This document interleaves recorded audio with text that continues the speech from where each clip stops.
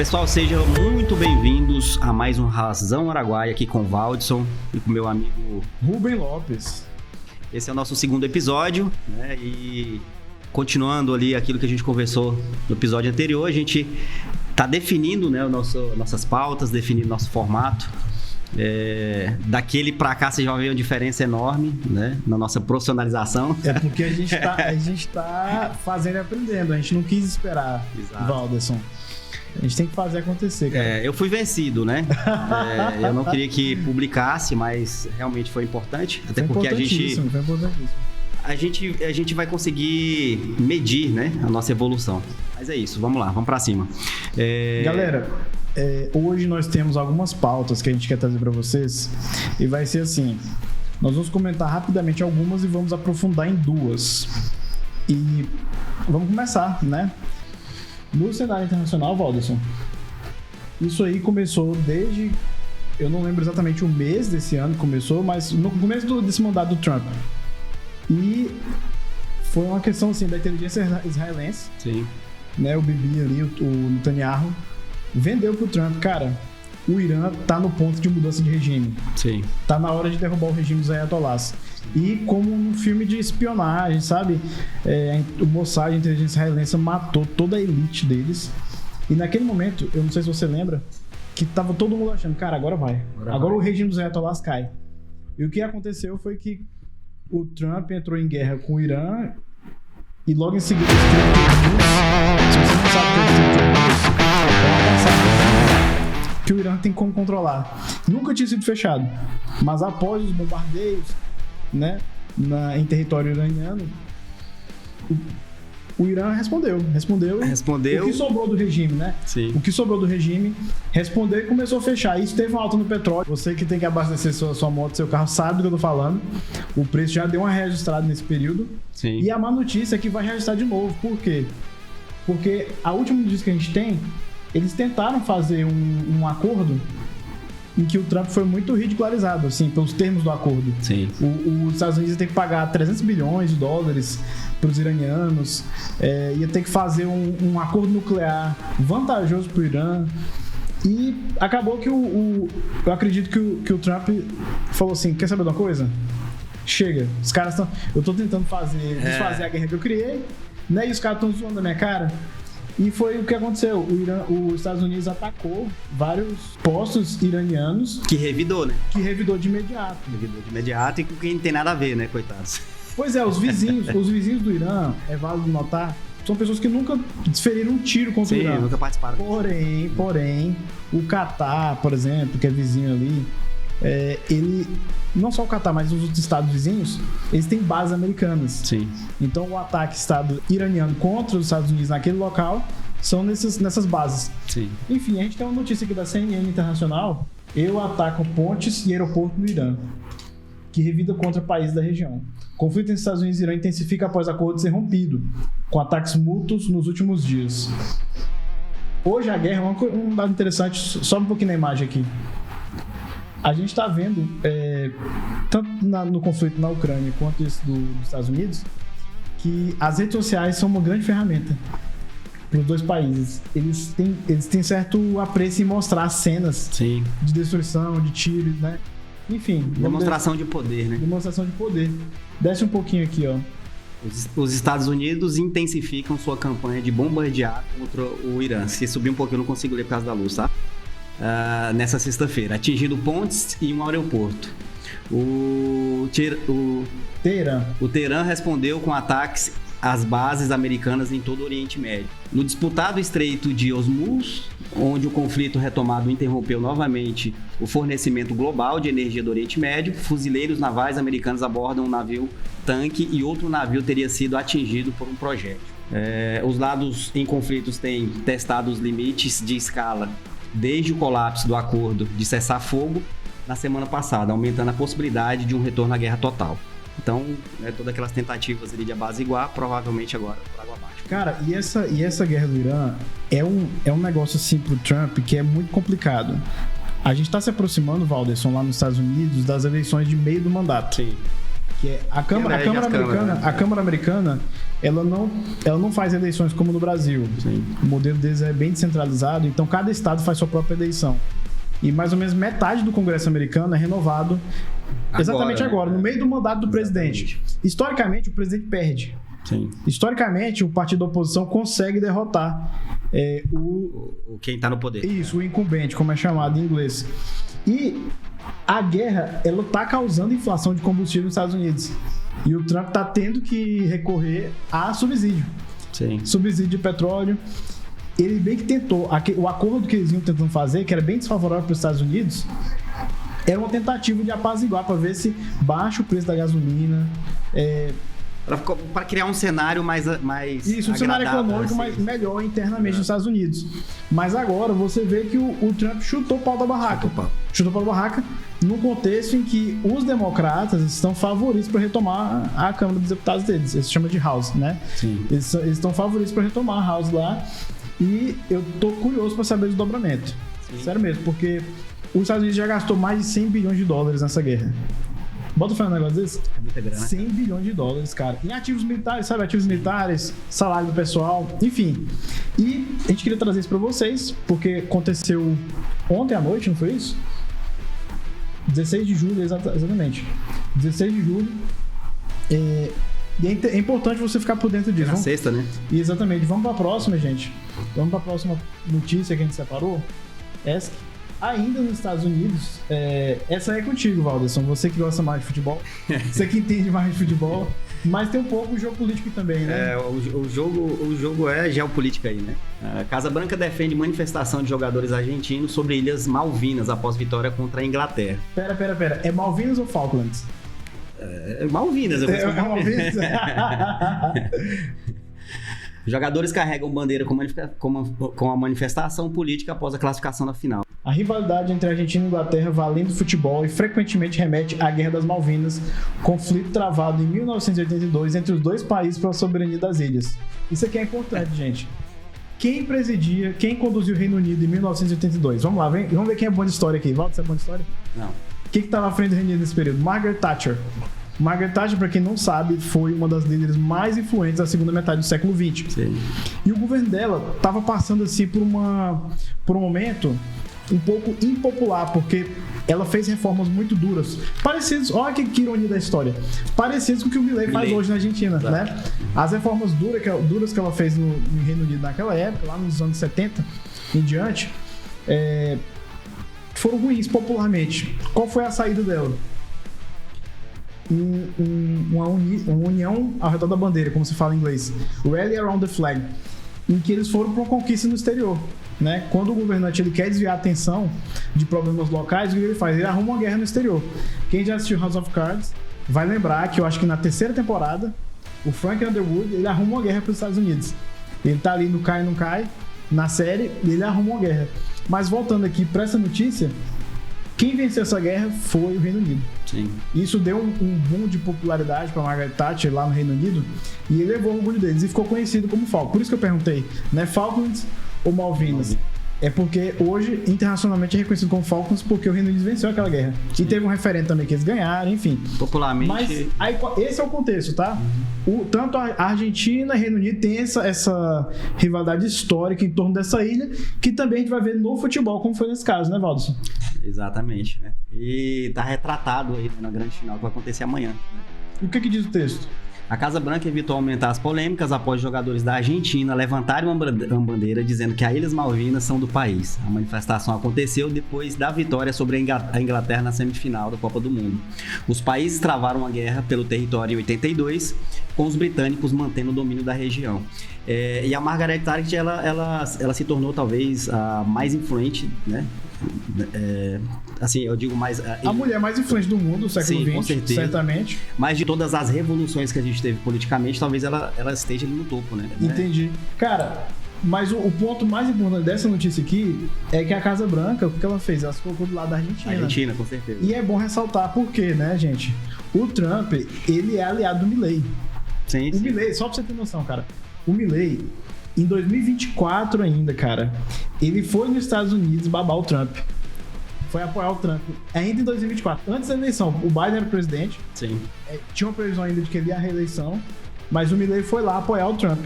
Assim, não julgo, porque, cara, é do interesse dele, Sim. né? A Argentina tá aliada com os Estados Unidos, né? Como ele sabia que o Trump ia ganhar, eu não sei. Mas ele apostou e o cara ganhou. Então, ele tá colhendo os benefícios disso. Sim. E se desse errado, talvez ele teria ali né? Hoje, por exemplo, as sanções que existem para todos os países, talvez ele teria sido escolhido ali para ser Exemplo. Tem uma pauta aí que a gente não vai entrar muito hoje, mas que é recente. É a questão do aumento das tarifas contra vários produtos do Brasil. E é bom adicionar contexto, tirando petróleo, itens de aviação, soja. Tipo assim, soja não, porque mexe com a agricultura deles. Sim. Mas café, milho, petróleo, são as exceções dessas últimas taxas. Sim. A Argentina não, cara. A Argentina tem um acordo muito bom com o Trump em torno dessas tarifas, justamente por causa desse alinhamento.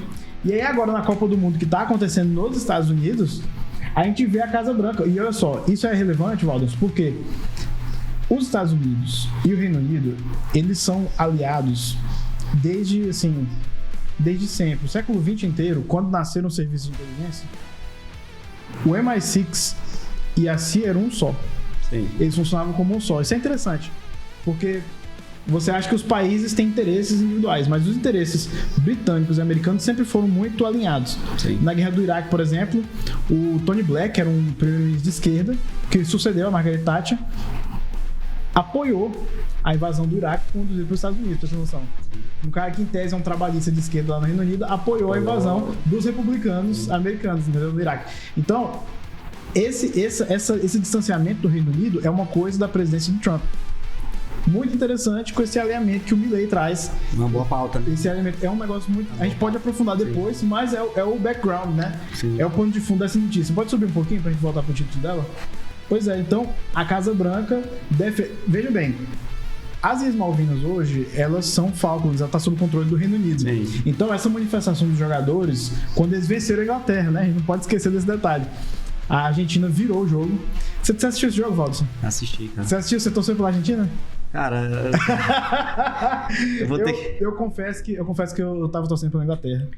Tava torcendo pela Inglaterra e por um bom tempo parecia que a Inglaterra ia levar. Eu comecei a assistir esse jogo torcendo pra Inglaterra. E aí? Cara, é impossível você não se render à garra que essa seleção tem, cara. Argentina. É impossível, né? Os caras são aguerridos, né, cara? Você vê a diferença de comportamento em campo, né? O Brasil, quando levou o gol, né? Como que ele reagiu, e olha como que reagiu a Argentina ao levar um gol, né? E um jogo até muito mais importante que o Brasil estava jogando. Então, cara, eu me rendi ali e comecei a torcer pra Argentina. Você virou no meio do jogo. No meio do jogo você virou e começou a torcer pra Argentina. Exato. Comecei a torcer pro vilão da história, né? Pro vilão, pois é. E aí, no fim do jogo, volta na imagem, por favor. No fim do jogo, eles colocaram lá, Las Malvinas são argentinas.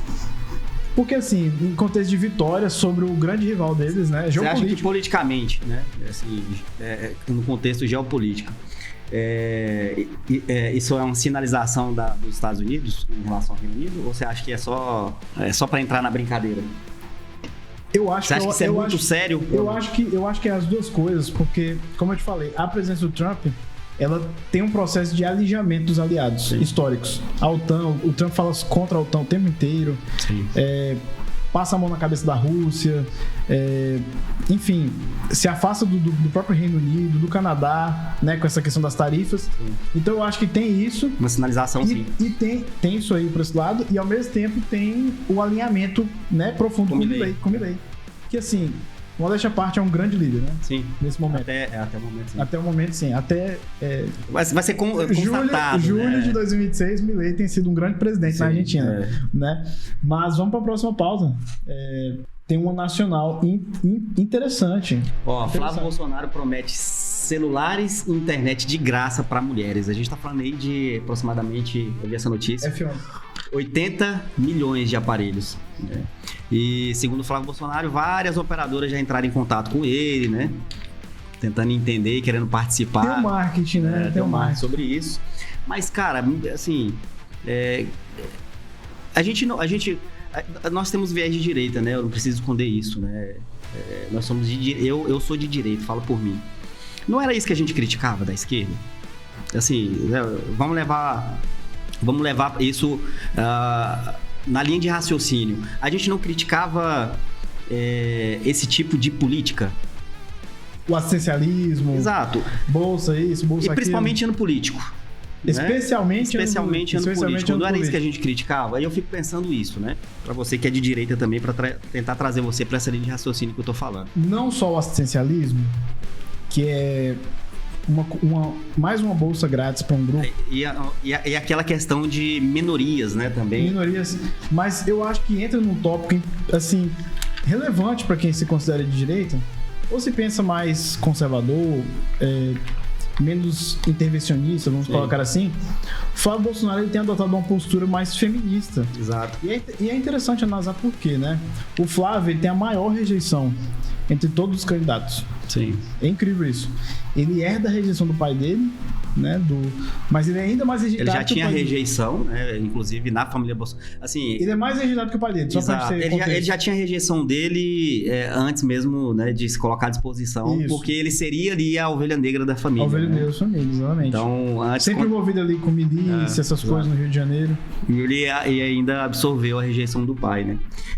Um grande problema que é identificado é que entre as mulheres ele tá numa situação muito ruim. Sim. E aí, talvez seja uma estratégia, acho que um tiro no pé, né? Porque, assim, dificilmente ele ganha o eleitor, né? Que não é. Que já tá comprado com... Exato. Né? Então, assim, mas ele acaba perdendo, eu acho que ele acaba perdendo força com o eleitor dele, né? Com algumas propostas que ele colocou na mesa, né? Mas pra não dizer que a gente tá ajudando você a entender, vamos dar uma olhadinha Vamos ver a notícia aí. No texto. O senador e pré-candidato à presidência da República, Flávio Bolsonaro, do PL do Rio de Janeiro, apresentou na sexta-feira uma proposta em que seu governo distribuiria celulares e daria acesso à internet gratuito a mulheres e idosos. Segundo o pré-candidato, a medida pode beneficiar até 70 milhões de mulheres, mas o acesso aos aparelhos de forma gratuita seria só para quem não tiver ou não puder comprar um. 70 bi. Vamos colocar R$1.000 por aparelho? 70 bi. 70 bi, cara. Isso vem da onde? Pois é. Ou tem que aumentar imposto, ou tem que pegar mais dívida. Sim. Mas só pra você ter contexto, o Tesouro não conseguiu vender NTNB recentemente. Títulos, né? Exatamente. Não tá conseguindo rolar a dívida. Né? Como é que ele vai fazer isso? Porque o governo Lula, desde quando começou, ele já gastou... Eu não vou saber o número exato, sim, mas dezenas de bilhões. É incentivo para um, incentivo para outro. Porque a verdade é essa: o partido está no poder e quer se reeleger, e quem está fora também quer entrar. Então, exatamente, tá uma briga, assim, entre Lula e Flávio, tá uma briga entre quem dá mais coisas, né? Quem dá mais um benefício. E assim, isso para nós é muito importante aqui nesse programa, porque a nossa visão, cara, é de defesa do empreendedorismo. Exato. É de quem trabalha e produz. E a gente já entra, né? O próximo presidente, independente de quem seja. Se Flávio, Lula, Renan Santos, Zema, Caiado, independente de quem seja, cara, ele vai pegar um colapso, né? Vai pegar um país... Mais de 90%, quase 100%, né, do orçamento... Comprometido, engessado. Exatamente. E assim, eu queria finalizar esse ponto sobre a defesa de quem trabalha e produz, porque a gente nunca pode se esquecer de que todo benefício novo, todo auxílio, toda rúbricazinha que sai do Estado, todo valor novo que sai do Estado... Ele é um novo imposto. Não é das costas de quem trabalha e produz? Exatamente. Não é das costas de quem está produzindo alguma coisa? É isso mesmo. Não, a gente perde noção disso porque, historicamente, o Estado nasceu antes da população da nação no Brasil. Portugal traz um Estado antes de aqui ter uma população e ter sua própria cultura. Sim. E esse Estado, ele já nasce com a sinecura, né? Com o cargo pro primo, pro parente, pro tio. Exato. Aí, assim, a gente tem uma... Como é que eu coloco isso, cara? Uma institucionalização, concurso público, etc. Programas que ajudam as pessoas de modo impessoal, isso que eu tô querendo dizer, né? Sim. E vai se afastando a questão do nepotismo, etc. Todavia, o Estado Nacional Brasileiro, ele é um ralo de dinheiro público. Ele é um ralo de dinheiro. Exato. Eu vi um comentário, cara, não tô lembrado aonde. Quando a gente fala em taxar os super ricos, a classe média acha que é com ela. Mas a verdade nesse país é que nunca é o super rico que é taxado. Sempre sobe para quem é da classe média. Exatamente. Por exemplo, a isenção até 5 mil. A isenção até 5 mil não foi uma correção de todos os níveis subindo. Foi uma gambiarra que foi feita e não ficou assim, digamos que daqui 2 anos, a inflação está sendo projetada para 5% esse ano. Daqui 2 anos, 3 anos, quanto de inflação acumulada vai ter? 5 mil já não vai ser os 5 mil. Exatamente. Né? Os 5 mil dessa... O valor desses 5 mil já não é 5 mil. Mas uma pessoa que ganha 6 mil na carteira de trabalho, por exemplo, ele vai ter 27,5 de desconto. Sim. Continua tendo. Exato. E assim, eu acho que quem nos assiste vai convir que 6 mil reais, ainda mais pra quem tem família, não é dinheiro sobrando, né? O cara não se considera uma classe média assim, nossa, que conforto, né? Então, ele tá numa classe ali, talvez, sei lá, de 7, 8%, no máximo 10% da população tem salário, mas ainda assim... Né? Eu abri esse parênteses pra pontuar que, assim, sempre o imposto vai cair sobre a melhor base. A base mais ampla. Produtiva também. Não tem como, vai cair na maior base. Então toda vez que você vê assim, vai dar um negócio grátis pra alguém, cara, vai sair da sua carteira. Vai. Essa que é real. E vai sair de quem produz, né? Sair de quem produz. Quem vai pagar é quem produz. E não é o grande, né? Exatamente, porque o grande tem subsídio. Ele, né? Além de ter subsídio, ele tem meios. Ele tem meios, exatamente. Né? Então, assim, por exemplo, você pagar sobre o seu imposto de renda, né? Cara, o grande ele tem muitos meios, né? De pagar cada vez menos. Isso é fato, né? O classe média, o cara que produz de fato, que é o que carrega o país nas costas, ele não tem esses meios. Né? Mas é isso. Perfeito. Vamos pra próxima. Agora é uma pauta boa, cara. Agora a gente tá falando do nosso quintal, né? Agora vamos chegar no Tocantins. E aí... Porque aqui é o Razão Araguaia. Aqui é o Razão Araguaia. E a gente teve movimentações no estado, né? A gente teve vários eventos aí. Vicentinho fez o dele, se eu não me engano, o Bico do Papagaio de novo. Dorinho, acho que era Araguaína. Foi bem movimentado. Quarta-feira teve um evento. Cara, esse interior do Tocantins... Tinha que ter eleição todo ano. Porque os candidatos não saem. A quantidade de visita que eles recebem. Os candidatos não saem do interior, cara. É um negócio assim incrível. Toda semana eu escuto o nome de uma cidadezinha pequena. Sim. Não, toda semana. Lança a candidatura, da pré-candidatura, não sei onde. E é engraçado a animação, né? O pessoal na banda ali tocando assim, com aquela cara feliz, né? Louco pra estar em casa. Parece até que o Tocantins está assim num apogeu de desenvolvimento. Sim, cara. Né? Tipo, nossa, tá. Uma elevação de todas as classes. Mas essa notícia aqui conta o que pra gente, Valdo? Vamos lá, sobe aí. Sobe um pouquinho aí. Dorinho e Vicentinho empata na disputa pelo governo Tocantins. Realmente, eu acompanhei as últimas pesquisas, eles estão empatados tecnicamente. Se a gente pegar todas as pesquisas, Valderson, tem um detalhe assim. Antes do Vicentinho se colocar como pré-candidato, né, Justiça Eleitoral, antes de se colocar como pré-candidato, a Dorinha liderava em conteste. Ela estava com uma boa vantagem sobre o Laurez, contra o Laurez. Aí as primeiras pesquisas, assim que o Vicentinho coloca o nome dele, ele não tá forte ainda. Sim, foi evoluindo, né? Isso. Cara, uma boa aqui, vamos lá. Isso aí eu queria saber de você antes da gente entrar no detalhe aí. Antes, a gente falava de Dorinha e Laurez que iriam disputar, né? Quem seria o nosso novo governador, né? Exatamente. E o Vicentinho, até dezembro, ele seria ali o candidato, né? Já se colocava como pré-candidato pro Senado, certo? Exatamente. E na mesma turma da Dorinha. Não era isso ou não? Isso, governo. Era o grupo do governo. O grupo do governo, né?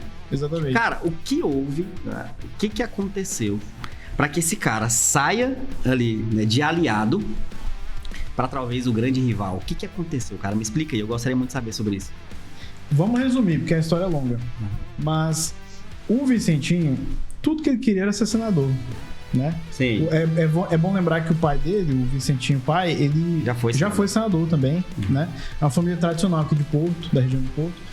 E ele queria ser senador. Ele já era deputado federal. Sim. O PP, o partido dele, já tinha eleito 2 federais na última eleição, na eleição de 2022. E ele vinha construindo a candidatura de senador. É bem sabido que os deputados federais, eles sonham em chegar no céu antes de morrer, que é ir pro Senado. Né? Uhum. Eu sempre lembro dessa piada porque ela é muito boa. É sempre bom lembrar que o Senado brasileiro tem 8 anos de mandato, coisa que só é no Brasil, né? Sim. Parece até uma coisa assim de resquício da ditadura, né? O senador biônico, negócio, o cara tá lá pra sempre praticamente. Mas voltando, ele queria ser candidato a senador, ele não conseguiu no grupo, por quê? Porque ele foi expulsado do partido dele. Expulsado assim, o PP fez federação, na verdade juntou com a União Brasil. Sim. E virou União Progressista. Sim. E União Brasil, que pelo visto levou, né? Eu acho que ficou maior controle dentro. Sim. Já era aqui da Dorinha, né? Da senadora Dorinha, que já vinha planejando a candidatura a governo. Sim. E nesse movimento aí, Eu não sei explicar exatamente por que lá dentro eles não queriam ele como senador, mas a gente vai entender por quê.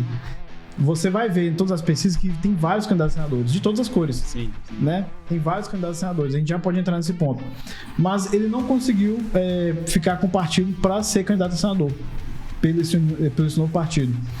Porque lá dentro desse partido tem outros candidatos a senadores. Sim, né? que teria preferência. Isso, teriam preferência, etc.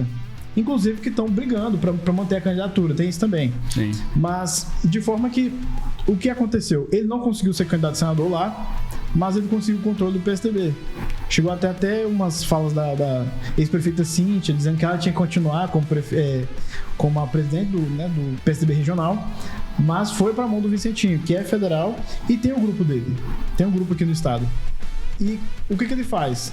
Tão logo ele consegue o partido, caramba, ele já lança o nome para governador. E tem um efeito, assim, curioso, interessante, que a campanha dele pega um embalo muito rápido. Sim. Né? Ele passa à frente do Laurez nas pesquisas, logo em seguida. E hoje está em empate técnico. A Dorinha, talvez porque tá do lado do governador, tinha a expectativa de que seria ela uma líder com larga vantagem. Sim. É o que desenhava no início, né? Só pra você ter um Até o final do ano passado isso se desenhava. Pra você ter um paralelo, o Vanderlei, enquanto ele era pré-candidato a senador, ele liderava muito na frente pro Senado.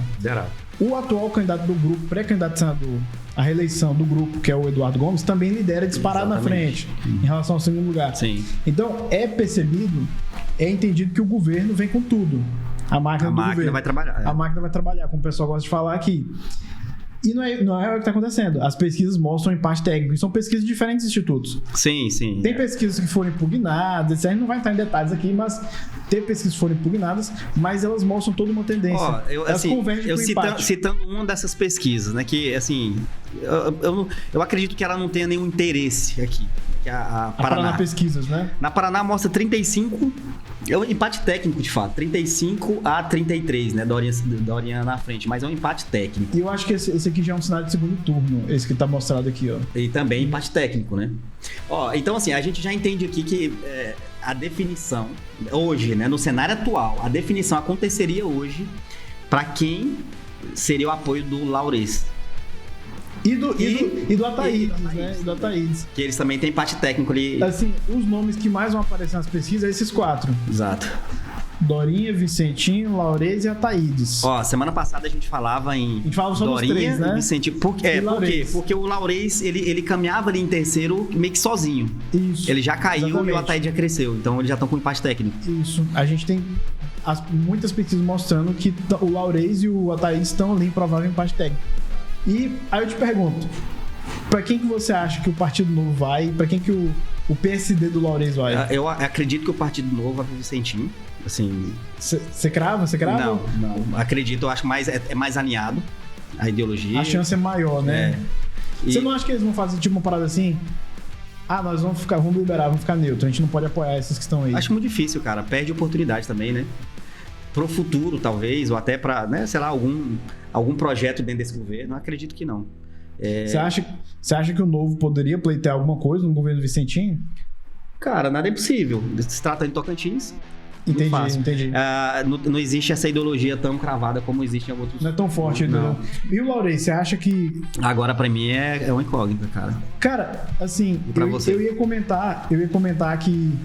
Pô, o Laurez traiu traiu o governador. Que agora ele não seria aceito no grupo, né? Mas aí a gente tá falando de... Mas a política... exatamente. A política, como é que é o ditado?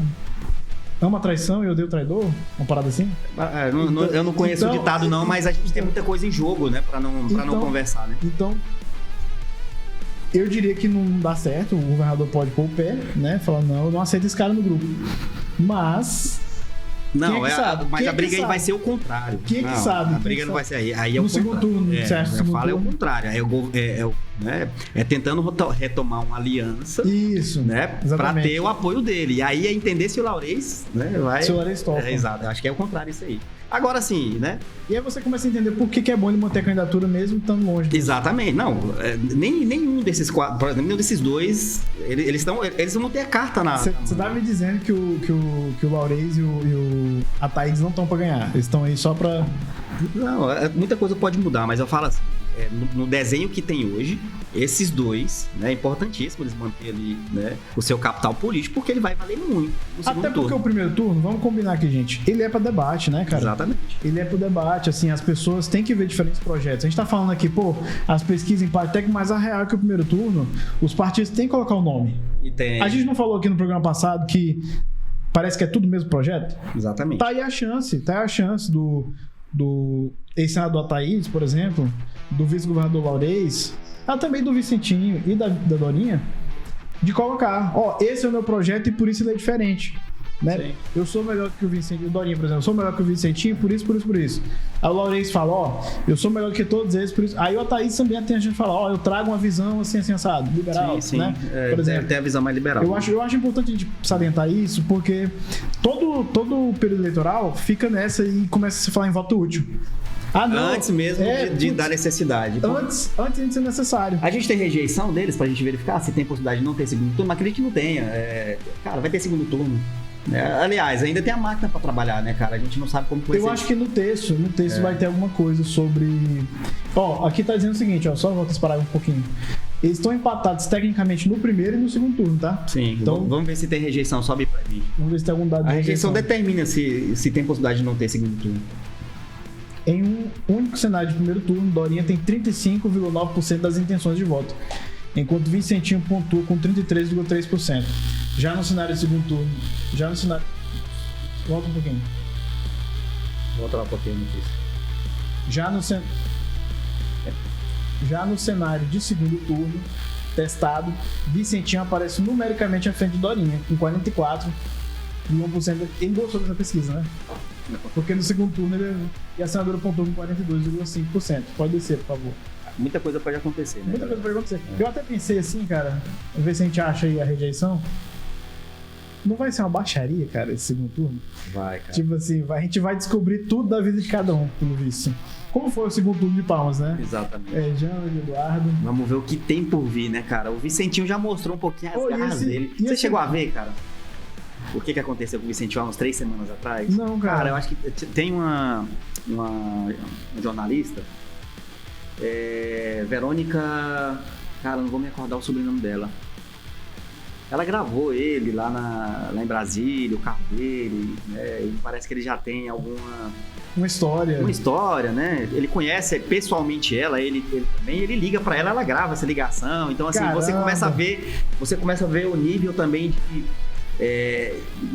cara, não é nem de autoridade. Assim, nível de autoridade sobre, né? Isso não pode, eu vou usar toda a máquina pra te ferrar, né?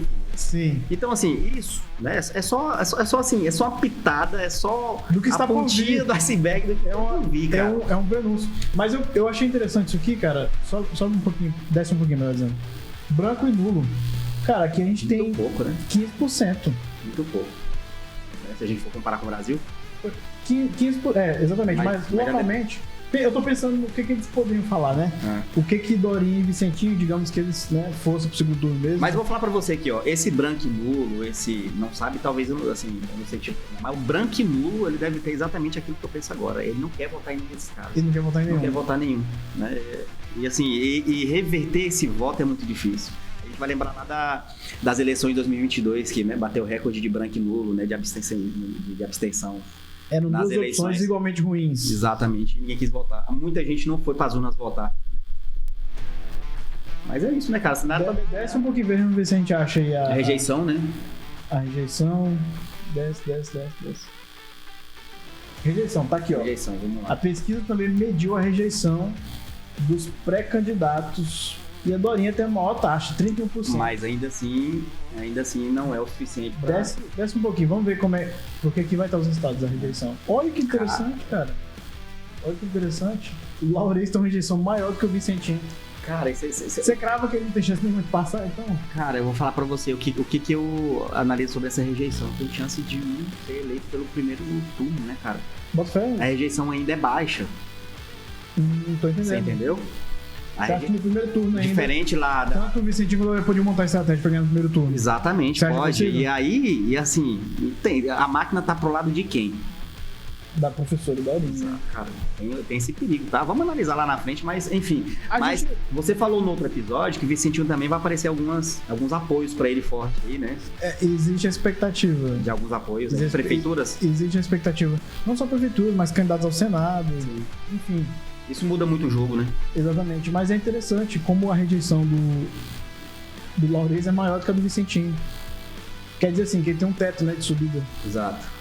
Mas ainda assim, tá? Nenhuma dessas rejeições. Mas essas rejeições são todas baixas, né? Teoricamente baixas. Elas não são assim de eliminar o cara da eleição. Mas lembra aquele negócio que eu falei lá no outro episódio? Ainda, as pessoas vão conhecer quem são esses candidatos. Ainda tá cedo, né? Por que hoje a gente fala de rejeição muito alta de Flávio Bolsonaro e de Lula? Porque são muito conhecidos. Eles são extremamente conhecidos. Aqui exatamente. No Tocantins a gente tem um problema seríssimo, né? A gente conversou sobre isso no outro episódio. O tocantinense, ele não se importa muito com seus representantes. Eles não pesquisam muito, né? Tem aquela sensação de torcida, né? Futebol, é meio que misturado as emoções. Então ele vai... Aí a gente pode trazer lá para a prefeitura, né? Para as eleições de 2022, que a gente falava ali, né? Dos candidatos muito forte. Cara, e as cartas foram colocadas na mesa lá no segundo turno, né? Que você percebeu ali que quem tinha aquela potência toda, na verdade, né? Quando foi pro segundo turno, acabou sendo colocado muitas fofocas, né? Muita coisa da vida pessoal, e acabou que mudou todo o cenário, né? A meta dos dois duelistas que vão pro segundo turno é aumentar a rejeição do outro, exato, né? É aquela história assim, no primeiro turno você escolhe, no segundo você fecha o nariz, exato, né? Enfim, e é interessante, eu acho que é isso nesse caso, a gente cobriu o estado atual, tá? O estado atual. Cara, é uma pergunta aqui importante, por que o Wanderley Barbosa, ele não será candidato para o Senado, assim, aliás, né, é o que se desenha, ele não é pré-candidato. Passou o prazo dele poder ser candidato. Passou o prazo, verdade. Passou o prazo, ele teria que ter renunciado em abril. Verdade. Em abril para poder ser candidato. Por que ele não vai ser? Porque ele liderava as pesquisas, né? Se você volta nas pesquisas do ano passado, do começo do ano, ele é o líder em conteste. Sim. Na frente, inclusive, do atual líder das pesquisas, que é o senador Eduardo Gomes. O que aconteceu, cara? Primeiro, ele foi afastado do mandato, brevemente, e foi isso que alimentou as esperanças de candidatura forte do vice-governador Laurez, porque ele ficou brevemente ali no comando do governo. Sim, ele teria a máquina. Isso, ele teria a máquina. Enfim, a máquina faz milagres no Tocantins. E se diz que houve uma intervenção de senadores tocantinenses para ajudar a restabelecer. Em prol do governador. Do governador. Em troca disso, ele apoiaria. Disse, né? Não é uma coisa que eu posso... Supostamente, né? Supostamente.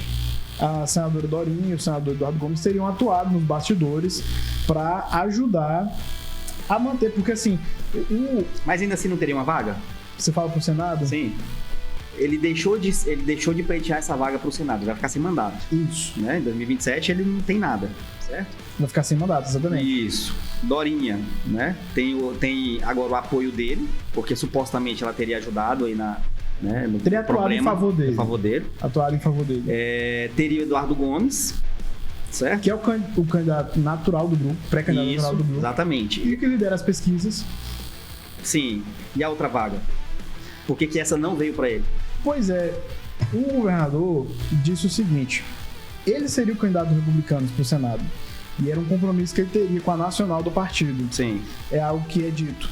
E quem vai acabar sendo pré-candidato a Senado, por enquanto, né? Falo pré-candidato. É o atual deputado federal de Borges, que é o candidato a Senado pelos republicanos. E aí tem uma questão. O partido da candidata a governadora Dorinha já tem um candidato a senador, que é o deputado federal Carlos Eduardo Gagui. Então, não existe grupo com 3 candidatos ao Senado. Mas o Gagui tá correndo por fora. Pois é, ele foi até a nacional do partido para dizer: eu vou ser candidato, não vai me esconder não. Ele carteirou. Vocês não vão me esconder não, eu sou candidato e tal. Mas... em tese ele tem 3 já, então. Tem 3 candidatos, mas como é que o grupo vai fazer isso? Não existe essa divisão. Sim. Porque não é dos 3, né? São 2 vagas apenas. São apenas 2 vagas. Então, se a gente olhar as pesquisas para o Senado, a gente tem aí dado de pesquisa para o Senado nessa matéria? Acho que não, né? Mas o que as pesquisas mostram de tendência? quem lidera é Eduardo Gomes, em segundo, Alexandre Guimarães. Sim. Em terceiro, algumas pesquisas colocam o ex-prefeito de Araguaína, esqueci o nome, Ronaldo Dimas. Irajá, aí mais atrás, Luxemburgo. E tem uma pesquisa, se eu não me engano, a Vox. Vamos descer aqui, vai ter o dado aqui. A mesma Paraná, né, que fez a pesquisa, que está mostrando o cenário de empate entre Dorinha, empate técnico entre Dorinha e Vicentino no primeiro e no segundo turno, fez o levantamento. Ó, os resultados são mais embaixo aqui, pode descer. Pronto, tá aí o cenário, né? Esse é o cenário da Paraná Pesquisas, que é a última pesquisa, pelo visto, mais recente. E o Eduardo Gomes lidera, como a gente comentou. Em seguida vem o Alexandre Guimarães, que é deputado federal também, para quem provavelmente não sabe. Ronaldo Dimas, que é o ex-prefeito de Araguaína, foi prefeito por 2 mandatos e reelegeu seu sucessor, que também se reelegeu para o segundo mandato agora. Vanderlei Luxemburgo, que é a novidade, né? É a novidade. Ele tentou ser candidato na última para o Senado, mas sofreu um golpe dentro do partido à época. Sim.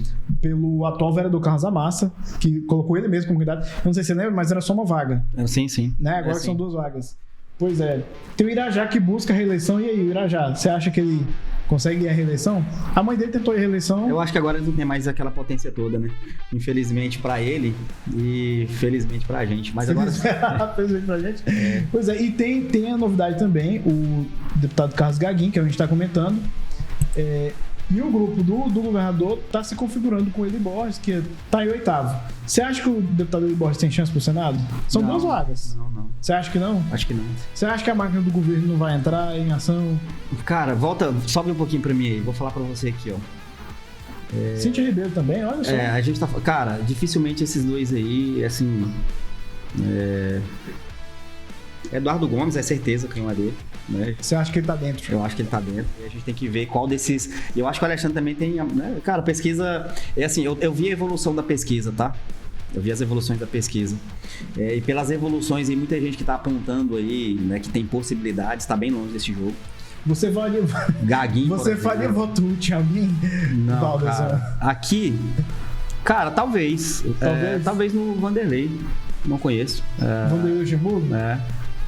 Mas assim, eu não acredito também que venha aqui pra fazer alguma diferença e nem pra lutar contra aquilo que a gente tava falando lá no último episódio, né? Sobre a importância do Senado esse ano. Exatamente. Eu não acredito que nenhum desses aí esteja alinhado com isso que eu tô falando. Muito bom você tocar nesse ponto, meu querido, porque, pessoal, a gente tem que colocar mais uma vez, a eleição pro Senado, ela é muito estratégica para todo mundo que se preocupa com o Estado de Direito no Brasil.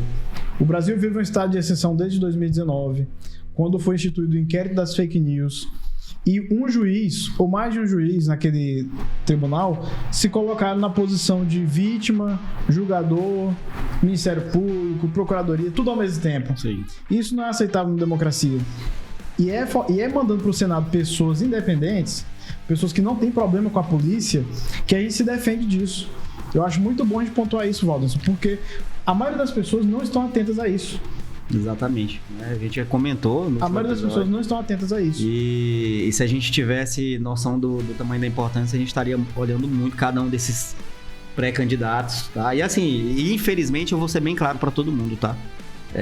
Zero expectativa aqui em qualquer um desses que foi eleito, tá? Você acha que dessa lista aí, ninguém seria cara. Nenhum enfrentaria o Supremo? Nenhum, tá? Principalmente pelos partidos que aqui estão, né? Exatamente. E PL, pelas figuras. MDB, né? Podemos, PSD, União Brasil, PT, Republicanos. É que eu falo assim, o Tocantins ele não vai fazer parte de uma renovação no Senado, tá? Isso é fato. Eu não acredito que nenhum desses pré-candidatos aqui eles possam fazer tudo aquilo que a gente precisa para a gente retomar, né, o país com o poder executivo, legislativo e judiciário totalmente... Eles estão numa gincana, né? Eles estão numa gincana para ver quem controla o orçamento. Exatamente.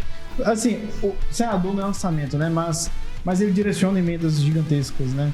Gigantescas, aprova nomes importantíssimos para embaixadas, para agências reguladoras. Então, é uma coisa que a gente vai voltar em outras ocasiões aqui no Razão Araguaia. E vamos para a última notícia que a gente tem aqui. Aqui, mais uma excelente notícia para o povo tocantinense, né? Contém ironia, tá? Consumidores do Tocantins, mais uma vez, a gente teve reajuste, né? Agora dessa vez 8,11%. Se eu não me engano, já começou a valer a partir do dia 6 de julho, tá bom? Então é notícia que ela já tá valendo, tá? Então já vai sentir aí na sua conta de energia. Já agora? Já agora, tá.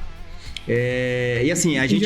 Já tinha tido ano passado, todo ano, cara. Você pode olhar que todo ano a gente vai ter ali... Todo ano tem um reajuste. Tem um reajuste, né? Esse reajuste, ele tá muito ligado aos custos, né? Aos custos... Walderson, na moralzinha aqui, eu sei que você já trabalhou na área, né? Sim. Você tem um conhecimento bom aí dessa questão do setor de energia. O Tocantins, ele não é um estado assim que não produz nada de energia. Pelo contrário, ele produz bastante energia. Sim. Produz bastante energia. E é uma pergunta que eu me faço. Por que o Tocantins produz bastante energia, mas a energia aqui não é barata? Pior, é uma das mais caras do Brasil. O que explica isso? Me ilumine, porque eu tendo a pensar, eu gosto de pensar que é só imposto. É tudo imposto e é culpa dos políticos. Mas me ajuda a entender essa questão. Olha... Assim, você tá certo em falar que a energia do Tocantins é uma das mais caras do Brasil, tá? Você não tá errado nisso. E de fato também o Tocantins é um dos maiores produtores de energia. E assim, da energia mais barata que existe, tá? A energia é uma das mais baratas que existe, que é a energia hídrica, né? Hidrelétrica. Só que aí a gente tem que entrar em alguns detalhes para a gente entender o porquê que isso acontece, tá? Essa energia que é produzida aqui, vamos colocar assim, o Tocantins, ele cedia, né? Ele cedia as hidrelétricas, são duas, tá? A de Estreito é de Lajeado. Só que essa energia que é produzida, né? E aí eu falo, pessoal, eu trabalhei nesse segmento, então estudei um pouquinho sobre isso, né? Desde 2020, início de 2020, eu tive na minha mesa alguém querendo me colocar nesse segmento e eu achei bem interessante. Então eu comecei a estudar um pouquinho sobre o assunto, né? Até para comercializar é importante você entender o produto. E a partir dali eu comecei a entender como que funciona isso. Essa dúvida que você tinha, todo mundo tem e faz sentido. Só que essa energia que é produzida, ela é jogada no sistema, né, interligado nacional, tá? Que é o SIM. Então, a energia... O que é o Sistema Interligado Nacional? Cara, é um sistema... Tem um aplicativo para acessar o sistema? Não, é um sistema... É um sistema onde toda a produção de energia entra.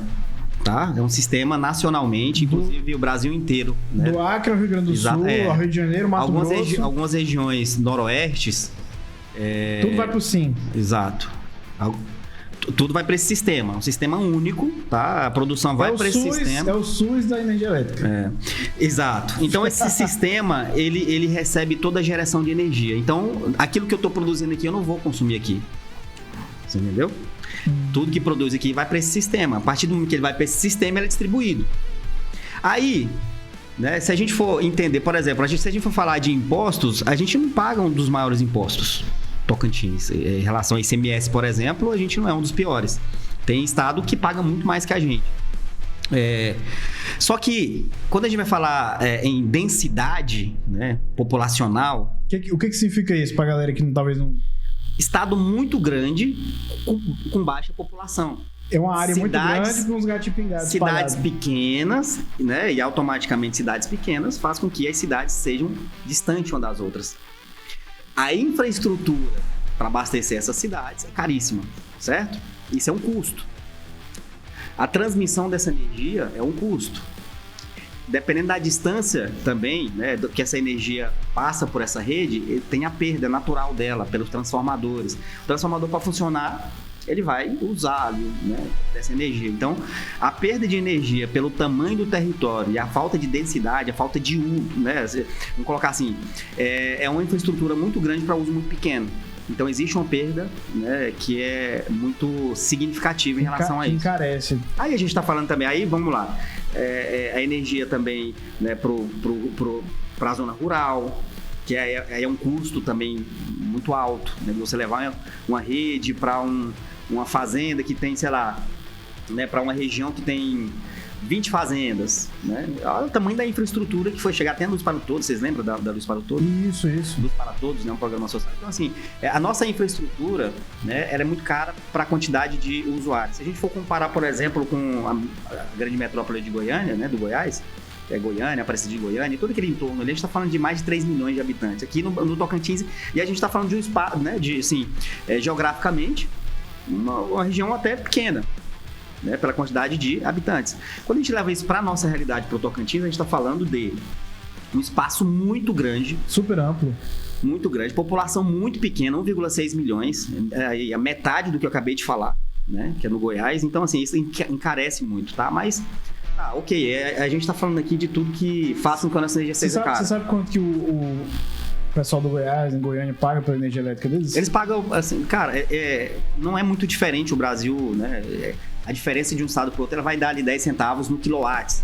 Assim, a gente tá falando de 10% de diferença. Uma conta que consome 500 kW por mês. Sim. Cada quilowatt custa hoje, se eu não me engano, tava 1,31, se aumentou de novo, deve aumentar aí pra 1,40 mais ou menos. Cada quilowatt é 1,40, tá? Nesse reajuste deve ficar 1,40 mais ou menos. Então, né, 300 kW, falou? 500 kW. 500 kW. Redondo. 500 kW, 500 vezes 1,40. R$700. Mais ou menos isso, tá? Só que aí você não paga só o custo. Aí vamos falar agora daquilo que é nacionalmente, porque eu acabei de falar o problema local. Né? Se a gente for levar... porque piora, não é só o conteúdo. Não. Lembra que eu acabei de falar para você que existe um sistema único? Sim. Esse sistema também existe uma perda muito grande. Né? Então, a gente tá falando aí de um problema, tá falando de 8% de perda, tá? É muita coisa. Tá? Tudo que é produzido, a gente vai perder 8% nessa transmissão. Né? E aí a gente tá falando já do encarecimento. Isso vai para alguém, esse custo vai para alguém. Alguém tem que pagar. Alguém tem que pagar esse custo. Né? A gente tá falando também de subsídios. Volta no que a gente falou mais cedo, né? Exato. É sempre um benefício para alguém, quem vai pagar é você. Exato. Né? Todo subsídio, ó, até os bons, vamos lá. O subsídio pro produtor rural. Sim. Alguém vai pagar, certo?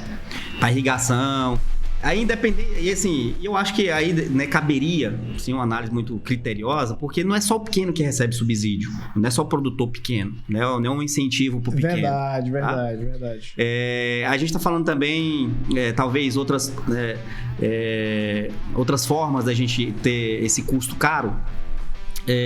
A privatização da Eletrobras impôs vários encargos. Eu tinha me esquecido desse detalhe. Sim. Quando a gente fala do preço da energia. Porque a privatização da Eletrobras colocou uns jabutis lá. Exatamente. Para usar energia de eu esqueci aquela que recorre quando a demanda está muito alta. Sim, exatamente. É porque a gente tem a baixa, né, na produção, né, e a gente acaba encarecendo ali o nosso consumo. Mas assim, se a gente for colocar tudo aquilo que faz a energia ser cara, existe uma série de fatores que isso vai fazer acontecer. Isso é natural, né? Subsídios, exatamente. A densidade, a perda na distribuição. Exato. Você está me dizendo que não tem solução, Valdir? Não, claro que tem solução. Assim, a gente pode usar alguns modelos, por exemplo. O que a gente pode falar? O Brasil hoje, ele não está tão atrasado na produção de energia, né? Interessante. Ele não é atrasado, né? A gente tá, principalmente da energia solar, né? Tem especialmente eólica. Do Tocantins. A gente tem, sim, meios de produção ok, tá? Não é algo a ficar aqui elogiando, mas a gente tá dentro da normalidade. A gente tá tão mal produção. das pernas, né? O problema hoje talvez seria em como que isso é calculado por consumo, tá? Então, por exemplo, a gente está falando de mercado. Você conhece o mercado livre de energia? Você já ouviu falar? Já ouvi falar. Onde o cliente ele deixa de contratar a energia da distribuidora e ele vai escolher de quem que ele vai contratar esse. Seria um mercado livre de energia. E é assim que funciona, é assim que se chama esse mercado. É o mercado que eu trabalhei. O mercado livre de energia, ele te dá total autonomia para você escolher quem que é o teu fornecedor de energia privado, né, preferencialmente, para você ter um livre mercado. Isso com certeza aumentaria a concorrência, né? E aí vai funcionar como a gente sabe como funciona quando existe concorrência, né? Cabo de monopólio. Assim, você não vai resolver um problema de mercado porque tem sempre as grandes empresas que vão monopolizar, querendo ou não ali, né? Mas assim, comprar mais energia, revender depois. Mas seria o que acontece hoje em telefonia. Né? Entendi. Você tem ali algumas grandes, algumas pequenas e você tem um livre mercado para você escolher de acordo com a concorrência. Por que esse tópico de energia é relevante, cara? Eu acho ele muito importante. Há desenvolvimento sem energia elétrica barata? Não, cara. Dificilmente. As pessoas gostam de comparar aquela imagem feita via satélite da Coreia do Norte e a Coreia do Sul. Que a Coreia do Sul é super... Dá pra ver, assim, de noite, várias luzes. Sim. E a Coreia do Norte é um apagão. Exatamente. Certo? Então você pensa na industrialização, no contexto atual dos data centers. Sim. Cara, não dá nem pra começar sem ter uma... Eu não sei como é que chamaria isso. Você tem uma grande indústria, aí você precisa de um negócio dedicado pra você lá. Como é que funciona isso? Não, mas tudo tá voltado à energia. Você fala demanda? Isso, a demanda contratada? Pois é, eu vou instalar um data center. Eu não consigo fazer igual na minha casa, que tem um poste, né? Eu tenho que colocar adaptações, né? Pro consumo, potência, acho que... Sim, exatamente. Existe aí, isso entra inclusive na outra solução. A solução, cara, e assim, se eu não me engano, a Austrália está muito avançado nisso, que é o armazenamento, né? Armazenamento? Chama BESS, né? São grandes baterias de armazenamento. Inclusive lá eles fizeram... Cara, outra coisa que tem um custo muito alto, subsídio para energia solar, por exemplo. Isso aí é importante, ninguém fala sobre isso. Ninguém fala nada. Mas assim, o cara da energia solar ele tem energia mais barata porque ele é subsidiado. Quem tá pagando esse subsídio? O cara que tá no cativo. Entendi? O que é cativo? Cativo é o cara que tá ainda usando a energia da Energisa, no nosso caso aqui. Entendi. Equatorial lá do Goiás. Então, assim... É natural. Você tem um poste na sua casa, você coloca, você é cativo. Tudo que entra de subsídio, de incentivo, eu falei lá do produtor rural, do baixa renda. O baixa renda, até 80 kW, ele não paga. Ele não vai pagar energia dele. Se ele passou ali mais 40 kW, né, ele gasta 120, 80, quem vai pagar é todo mundo. Todo mundo. Todo mundo. Né? Então, assim, o incentivo da produção de energia solar, ela foi custeada até ano passado. Até ano passado. Né? Quase que 100% do uso do fio, né? Que é para todo mundo que usa, tem que pagar essa taxa. E aí o cara que tem energia solar não pagava o uso do fio, quem que pagava no lugar? Porque, assim, a distribuidora tem que arrecadar. Mas olha que interessante. Acabou o subsídio. Mas a energia aumenta todo ano, para todo mundo de novo. Sim, porque não é só um problema. Não é só um problema, exatamente. É um problema complexo. Mas você tá falando que essa solução australiana, baterias, como é que tá? Você tem informação sobre isso? O Brasil, ele tá evoluindo muito, tá? Nisso. Se fala muito em BESS, se fala muito em armazenamento. Deixa eu te falar um negócio, cara. Residência se adaptando em relação a isso. Pois é, eu já pensei algumas vezes, cara. Tem como eu fazer a minha fazenda de energia solar e eu ter as minhas baterias e eu uso a minha energia? Sim. Não depende de jeito nenhum da rede? Sim, totalmente independente. É possível fazer isso? É possível, isso? Inclusive com essa solução. Barato, é caro, é barato? Ainda hoje não é tão caro assim. Já foi muito mais caro. Tá? Mas uma boa notícia. Exato. Ótimo. E assim, é que eu falo. Existe solução, né? A partir do momento que você para de depender, cara, a gente tem grande privilegiado, né, cara? A gente passa o ano inteiro um sol muito forte, né? Então, assim, muitas empresas aí a nível nacional vêm fazer suas fazendas aqui de produção de energia solar aqui para revender isso para o cliente final. Porque não existe um mercado livre. Lembra que eu falei do mercado livre agora?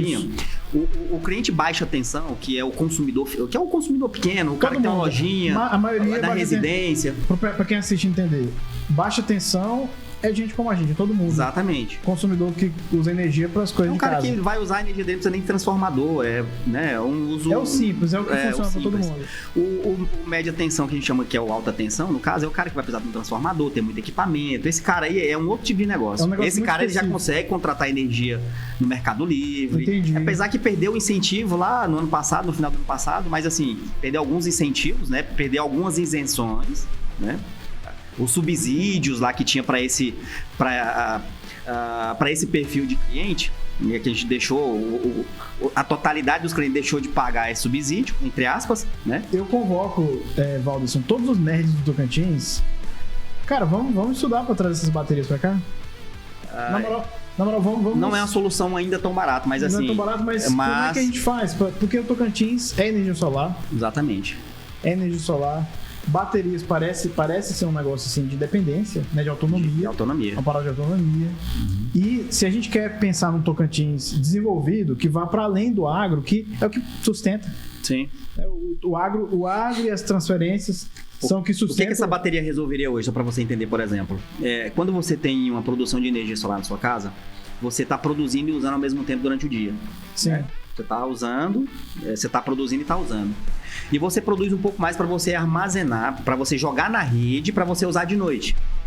Você está usando, né, a infraestrutura, né, que está ali, né, sobre a gestão de uma empresa privada, no caso aqui a Energisa, certo?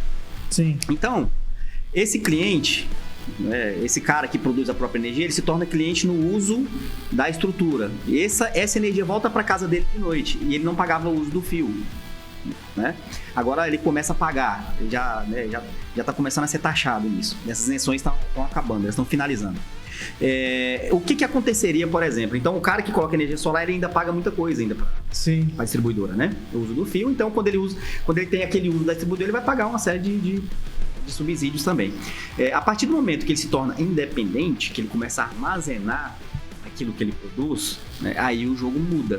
Então, você vai ver muitas pessoas hoje pensando em colocar ali a produção própria de energia, as suas usinas, né, nas suas casas, mas também já pensando na solução, junto a isso, no armazenamento para que ele perca... As baterias. Exatamente, para que ele perca essa dependência. Você acha que o governo Tocantins, o estado do Tocantins, tinha que investir em pesquisa de bateria? Acredito que seria uma boa, cara. Seria uma excelente. Você acha estratégia? Sim. Só que aí que eu falo, né, cara? Por que eu falei agora como Senado que eu não tenho muita... expectativa, esperança, né, de alguma coisa. Qual que seria o ganho, assim, politicamente em relação a isso? Pois é, porque o grande desafio de todo governante é gastar capital político em alguma coisa. Sim. Eles têm muitas prioridades, né, quando estão no mandato. E a real é que o cara tá muito preocupado em se reeleger. Sim, exatamente. Né, se reeleger, manter o projeto da paróquia dele, enfim... E tá faltando no Tocantins, e é isso que a gente fala sobre ter projetos diferentes, é de que venha pessoas e falem assim, cara, vamos investir em energia no Tocantins, a pesquisa? Sim. Vamos, por exemplo, o fabricante dessas baterias na Austrália. Será que seria muito difícil conseguir o contato dele? Falar, vem aqui, vamos. Existe um fabricante que, assim, vamos conversar? Ele sobressai em relação aos outros, acho que inclusive em preço e qualidade hoje, que é a Howe. A Howe é uma grande produtora hoje, eu acho que é a mais forte nesse segmento, tá? Isso eu tô falando de notícias que eu tava vendo ali em setembro do ano passado, não deve ter mudado muita coisa, tá bom? Entendi, interessante. A Howe é uma grande produtora. Muito interessante, porque, olha, eu acredito que seria revolucionário. Todas as empresas que querem, startups em geral, sim, tem que ter servidor, por exemplo. Sim. Tem que ter servidor. Vai usar placa de vídeo para fazer treinamento de modelo de IA. Como é que faz sem energia elétrica barata? Não dá. Porque fica muito puxado. Uma coisa que é impossível aqui, mineração de Bitcoin. Não dá, porque a energia, o cara nem conseguir pagar a energia no contexto desse. Agora, com energia barata, a gente tá falando de outra realidade. Exatamente. Né? Muito bom. Cara, eu achei muito legal hoje. A gente discutiu muito top aqui, muito top mesmo. Mas, antes de despedir de vocês e preparar para a semana que vem, a gente quer apresentar um amigo nosso aqui rapidinho, para vocês verem. Valdir, cola aqui, por favor, rapidinho. Nós vamos gravar um programa especial para essa semana, pessoal, extra. Desse lado aí, a câmera acho que tá melhor. Só sobre o futebol tocantinense. Só sobre o futebol tocantinense. Baixei.